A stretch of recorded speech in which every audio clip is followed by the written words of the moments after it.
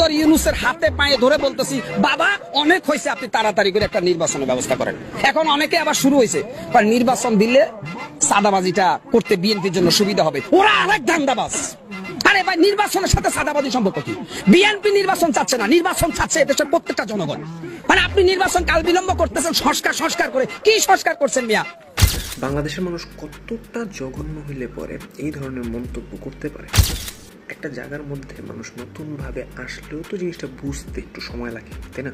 আপনি প্রধানমন্ত্রী হয়ে গেলেন, সাপোজ আপনার আগে যেই দল ক্ষমতায় ছিল সে কি কি কাজ করছে, সেই ব্যক্তি যদি আপনার কাছে প্রত্যেকটা ইনফরমেশন বুঝায় দেওয়ার মতো সময় হাতে না পায়, সে চলে যায় দেশ থেকে।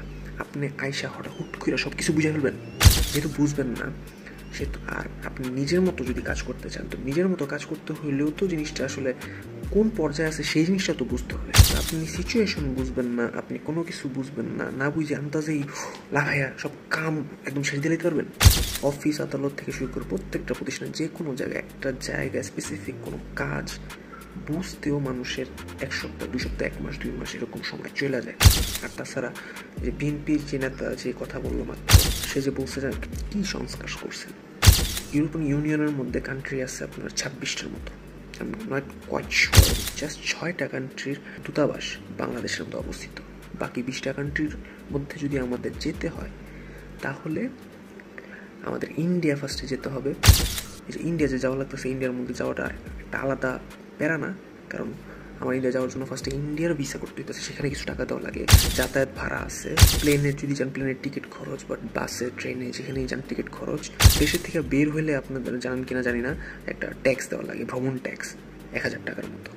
ইন্ডিয়া যে থাকবো, খাবো, থাকা খাওয়ার খরচ, ট্রাভেল কস্ট, অফকোর্স ইন্ডিয়ার মধ্যে তো যে জায়গায় যাবো সেই জায়গার সাথে তোর বাড়ি ঘর পাওয়া এতটা সহজ না, তাই না?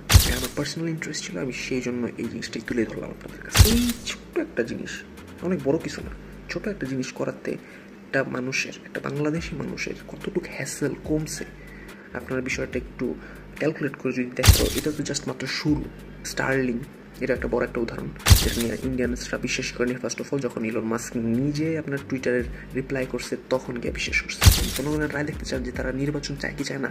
দেখেন ভাই, আমি তো সাধারণ জনগণ, একদম। আমি কোনো রাজনৈতিক দল করি না, আলহামদুলিল্লাহ। আমি তো সাধারণ জনগণ, আমি তো নির্বাচন চাই না ভাই। আমার কাছে তো মনে হয় সংস্কারটাই বেশি দরকার।